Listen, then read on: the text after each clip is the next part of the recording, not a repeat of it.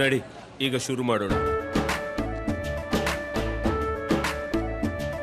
ಕೇಸರಿಯಿಂದ ಮನೋಲ್ಲಾಸ ಮನಸ್ಸು ಮತ್ತೇರಿ ಕುಣಿದಾಡಿದೆ ನೋಡು, ಮನಸ್ಸು ಮತ್ತೇರಿ ಕುಣಿದಾಡಿದೆ ನೋಡು.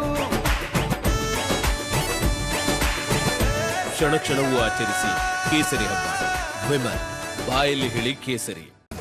ದಾವಣಗೆರೆಯ ಚನ್ನಗಿರಿ ಪೊಲೀಸ್ ಠಾಣೆಗೆ ನುಗ್ಗಿ ದಾಂಧಲೆ ಮಾಡಿರುವ ಪ್ರಕರಣಕ್ಕೆ ಸಂಬಂಧಪಟ್ಟಂತೆ ಕಿಡಿಗೇಡಿಗಳಿಗಾಗಿ ಪೊಲೀಸರು ಆಪರೇಷನ್ ಪ್ರಾರಂಭ ಮಾಡಿದ್ದಾರೆ.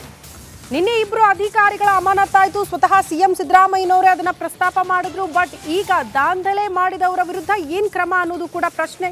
ಹಾಗಾಗಿ ಕಿಡಿಗೇಡಿಗಳಿಗಾಗಿ ಆಪರೇಷನ್ ಶುರು ಮಾಡಿದ್ದಾರೆ ಪೊಲೀಸರು. ಠಾಣೆ ಮೇಲೆ ಕಲ್ಲು ತೂರಾಟ, ವಾಹನ ಧ್ವಂಸ ಮಾಡಿರುವ ಪ್ರಕರಣ. ಸದ್ಯಕ್ಕೆ 20ಕ್ಕೂ ಹೆಚ್ಚು ಜನ ಪೊಲೀಸರ ವಶದಲ್ಲಿದ್ದಾರೆ.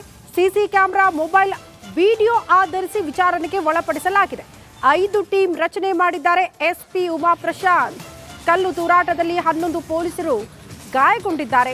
ಇಷ್ಟೆಲ್ಲ ದಾಂಧಲೆ ಮಾಡಿದವರ ವಿರುದ್ಧ ಕ್ರಮ ಯಾವಾಗ ಅನ್ನೋದು ಪ್ರಶ್ನೆ. ಹಾಗಾಗಿ ಆ ಕಿಡಿಗೇಡಿಗಳು ಯಾರು ಅದನ್ನ ಪತ್ತೆ ಮಾಡೋ ನಿಟ್ಟಿನಲ್ಲಿ ಪೊಲೀಸರ ತನಿಖೆ ಚುರುಕಾಗಿದೆ.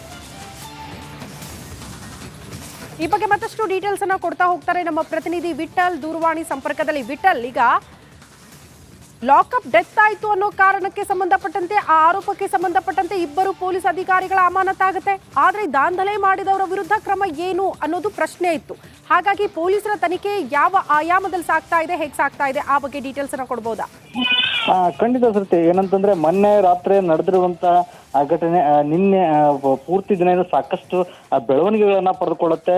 ಅದರ ಜೊತೆಗೆ ಏನು ಮೃತ ಆದಿಲ್ ಕುಟುಂಬದವರು ಸಹ ಕ್ಷಣಕ್ಕೂ ಒಂದೊಂದು ರೀತಿಯ ಹೇಳಿಕೆಗಳನ್ನು ಕೊಟ್ಟು ಒಂದು ಸಾಕಷ್ಟು ಗೊಂದಲಕ್ಕೆ ಈಡು ಮಾಡುವಂತ ಒಂದು ಪ್ರಯತ್ನವನ್ನು ಸಹ ಮಾಡ್ತಾರೆ. ಆದ್ರೆ ಎಲ್ಲೋ ಒಂದು ಕಡೆಗೆ ಏನು ಆದಿಲ್ ಅವರ ತಂದೆ ಹೇಳಿರುವಂತ ಏನು ಇದು ನಮ್ಮ ಕುಟುಂಬದವ್ರು ಯಾರು ಆ ರೀತಿ ಮಾಡಿಲ್ಲ, ಯಾರು ಕಿಡಿಗೇಡಿಗಳು ಬೇಕಂತಲೇ ನಮ್ಮ ಹೆಸರು ಕೆಡಿಸೋಕೆ ಈ ಕೆಲಸ ಮಾಡಿದ್ದಾರೆ ಅನ್ನುವಂತ ಒಂದು ಮಾತನ್ನು ಸಹ ಹೇಳಿರುವಂತದ್ದು. ಸೊ ಆ ವಿಚಾರವಾಗಿ ಏನು ಪೊಲೀಸ್ ಅಧಿಕಾರಿಗಳು ವಿಶೇಷವಾಗಿ 5 ತಂಡಗಳನ್ನ ಮಾಡಿ ಈಗಾಗಲೇ ಏನು ಕಿಡಿಗೇಡಿಗಳ ಒಂದು ಹಂಟಿಂಗ್ ಇಳಿದಿರುವಂತದ್ದು, ಅವರಿಗಾಗಿ ಒಂದು ಬಲೆಯನ್ನ ಬೀಸಿರುವಂತದ್ದು. ಪ್ರಮುಖವಾಗಿ ಈಗಾಗಲೇ ಒಂದು 20 ಜನರನ್ನ ಅರೆಸ್ಟ್ ಮಾಡಿ ಒಂದು ವಿಚಾರಣೆ ಸಹ ಮಾಡ್ತಿದ್ದಾರೆ ಅನ್ನುವಂತ ಒಂದು ಮಾಹಿತಿ ಸಹ ಏನು ಪೊಲೀಸ್ ಒಂದು ಇಲಾಖೆಯಿಂದ ಈಗಾಗಲೇ ಲಭ್ಯವಾಗಿರುವಂತದ್ದು.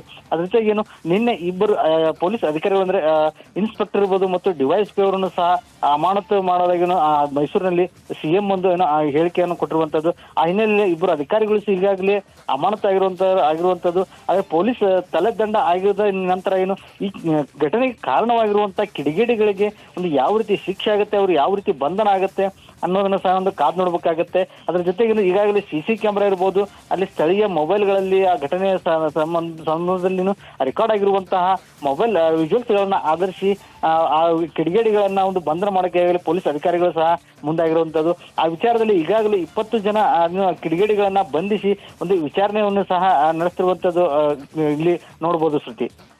ಓಕೆ ವಿಠಲ್, ಧನ್ಯವಾದಗಳು ತಮ್ಮೆಲ್ಲ ಮಾಹಿತಿಗೆ.